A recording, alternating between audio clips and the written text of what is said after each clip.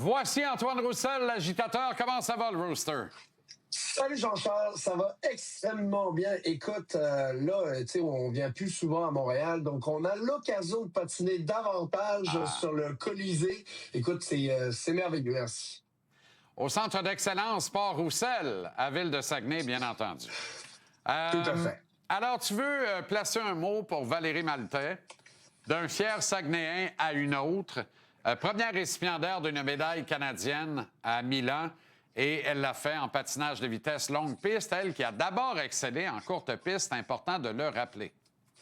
Tout à fait. Écoute, Jean-Charles, premièrement, félicitations à Valérie parce que ce qu'elle a accompli, c'est remarquable. Ce n'est pas donné à tout le monde de pouvoir faire cette transition-là et elle l'a fait avec brio. Elle l'a fait avec brio, puis tu le sais ici, là, je passe ma vie au Saguenay. Le monde sont fiers des belles histoires comme ça parce que ça les représente bien, ça représente du monde qui sont vaillants, du monde qui sont prêts à affronter des nouveaux challenges comme elle l'a fait et à inspirer aussi d'autres athlètes. Et écoute, pas plus tard que hier, ma fille vient me voir, puis après avoir vu sa course, ben, tu sais, elle a allumé, elle a compris que l'aréna à la baie s'appelait Valérie Maltais, c'était à cause de cette madame-là, et elle me dit qu'elle aimerait ça commencer le patinage de vitesse. Écoute, si c'est pas ça les Jeux olympiques, c'est d'inspirer la prochaine génération d'athlètes, de jeunes femmes ou de personnes qui veulent vraiment s'émanciper puis faire des belles choses. Écoute, c'est à ça que ça sert. Donc, bravo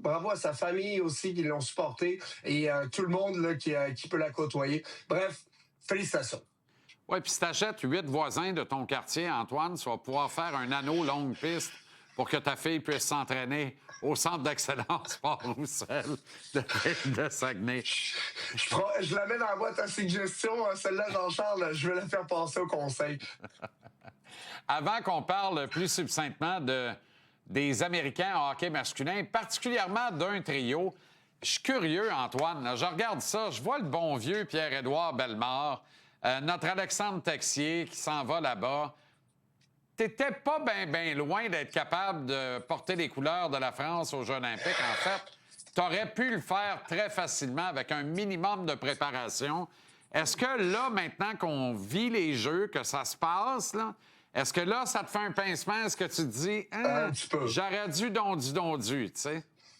Ben écoute, j'aime pas ça vivre dans des regrets, mais il reste que, tu sais, ça m'a traversé l'esprit. Quand j'ai vu toute ma gang, tu sais, c'est des gars avec qui j'ai grandi, mais puis certains joueurs que t'as pas mentionné, des Stéphane Dacosta qui a joué pour Ottawa, Johan Ovitu qui a joué pour Edmonton. Tu sais, c'est des gars qui ont le même âge que moi, avec lesquels j'ai grandi. Donc c'est clair que quand je les ai vus, faire le défilé olympique.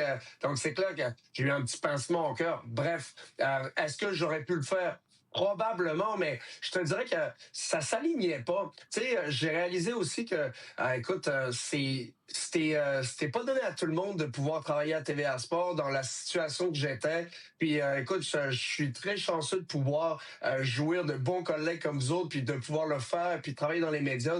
Donc, c'est une décision qui n'a pas été nécessairement facile, mais bref, il aurait fallu faire d'autres sacrifices familiaux que j'étais pas nécessairement prêt à les faire. On dirait que j'avais comme tourné la page, mais d'avoir vu toute ma gang, c'est clair que ça m'a donné un pansement au cœur. Et pendant que je te parle de ma fille, à un moment donné, là, hier, parce qu'on a passé 2 heures sur la patinoire, elle me regarde, elle me dit « T'es-tu correct, papa? » Je dis « Ben oui. » Elle me dit « À quoi tu pensais? » Ben, je venais de marquer 2 buts contre le Canada aux Olympiques. Comme quoi ça inspire les petits, mais les plus grands aussi.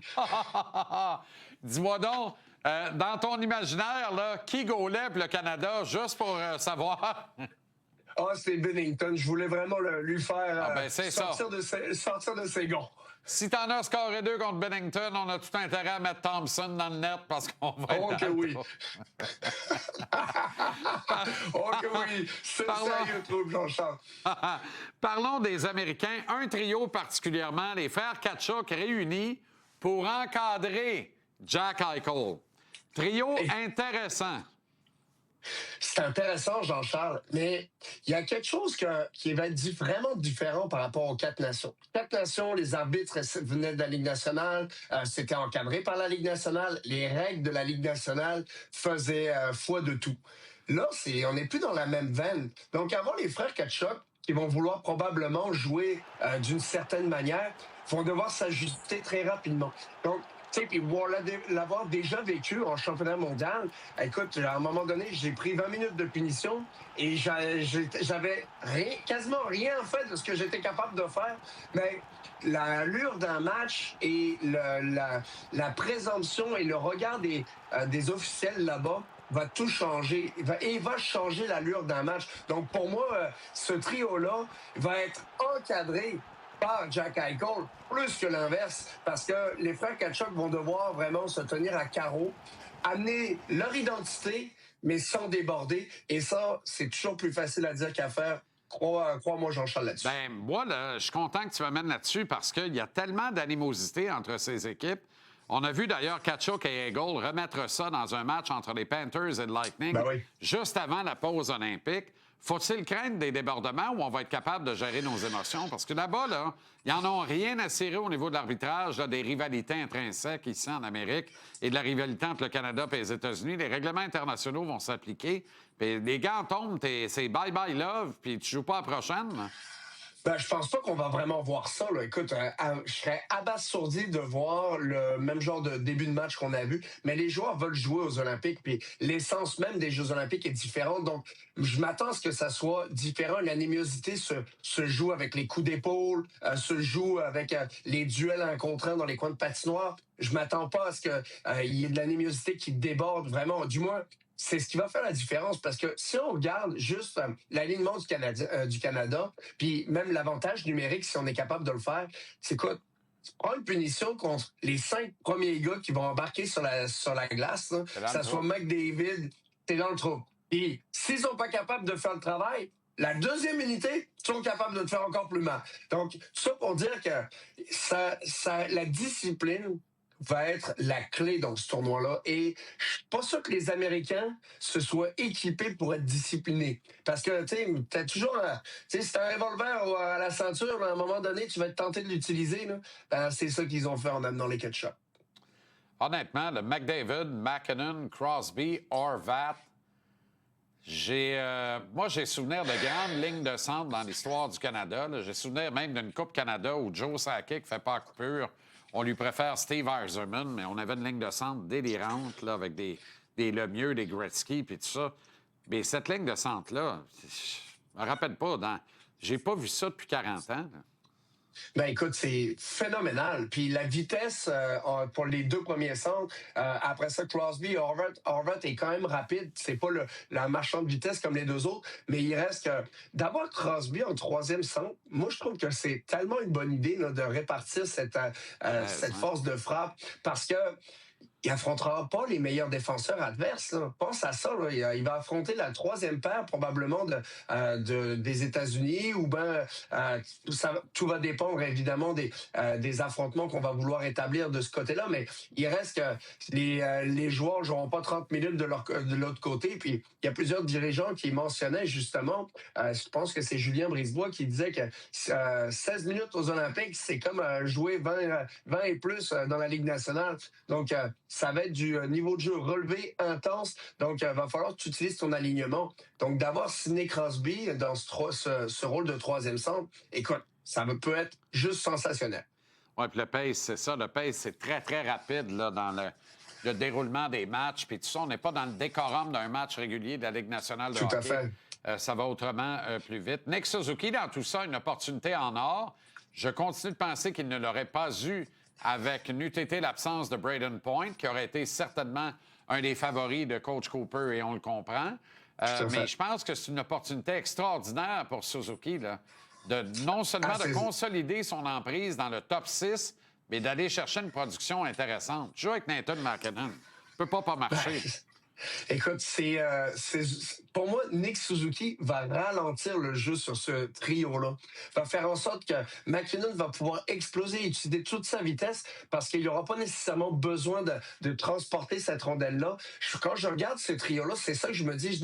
Nick Suzuki, c'est un des meilleurs joueurs de la Ligue nationale pour ralentir le jeu. Un petit peu comme Mark Stone, mais il reste que Nick Suzuki va être capable de compléter ce duo-là de McKinnon puis de Marchand et ça peut juste être sensationnel. J'ai juste hâte de le voir droitier jouer à gauche, comment il va pouvoir aimer ça, comment il va pouvoir tirer son épingle du jeu. Mais il reste qu'il faut qu'il le vive maintenant parce que habitué de jouer au centre et jouer à l'aile, c'est pas la même affaire. Il va avoir certainement quelques minutes d'adaptation dans son cas. Il y a quelque chose qui me dit que Seth Jarvis ne verra pas beaucoup d'action à moins de blessures. Par contre, je suis aussi convaincu à l'opposé que Sam Bennett va avoir de l'action. Quand on regarde la composition des trios, Tom Wilson a une chance unique là, de jouer avec Macklin Celebrini et Connor McDavid. Mais si moindrement ça ne fonctionne pas, est-ce qu'on ne pourrait pas muter Reinhart là et intégrer Bennett sur un quatrième trio avec justement Horvat, Bo Horvat notamment? Ben écoute, tout est possible parce que prendre un joueur sur le quatrième trio, monter sur le premier trio avec cette équipe-là, ça n'a pas l'air fou. Donc, tout est possible, Jean-Charles. Je pense que Sam Bennett, on va le voir éventuellement dans le tournoi parce qu'ils vont vouloir engager tout le monde, faisant en sorte qu'on développe des affinités, mais on a aussi d'autres joueurs qui sont capables de jouer. Faut pas que tu oublies que ils n'ont pas 12 attaquants là, sur le banc, ils ont 13 attaquants dans le hockey international. Ouais. Donc, il va pouvoir avoir des expériences qui vont être faites à ce niveau-là, éventuellement aussi. Moi, Horvat avec Hagel et Bennett, j'haïs pas ça. Puis pourquoi pas Suzuki de son côté fort avec Celebrini et McDavid, puis à ce moment-là, Bennett sur la deuxième unité avec McKinnon et Marchand. On commence à jaser, là. On a du plaisir. Tout à fait. Écoute, c'est débordant, ce plaisir, ben oui. Jean-Charles. Ça déborde. Le restant, là, ça serait qu'on regarde ça et on dise on n'a pas tout à fait les bons derrière dans les bonnes chaises. Note. Là, on a l'embarras du choix. T'entends pas parler qu'il manque un deuxième centre sur cette équipe-là, ça, c'est certain. Oh non, ça, c'est sûr que non. Salut Antoine, merci. Salut, à plus tard cette semaine.